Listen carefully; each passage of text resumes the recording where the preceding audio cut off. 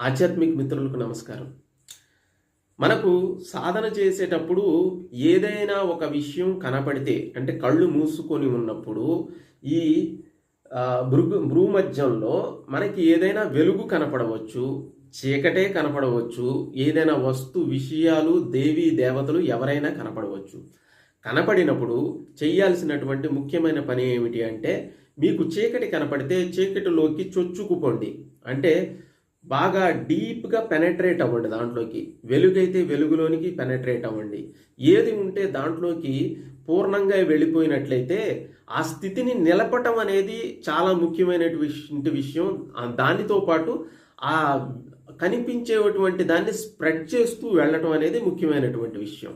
దీనివల్ల మనకి ఆధ్యాత్మికమైనటువంటి ప్రయాణంలో ఇంకా ముందలకి వెళుతూ చాలా రహస్యాలు తెలుసుకునే అవకాశం ఉంటుంది.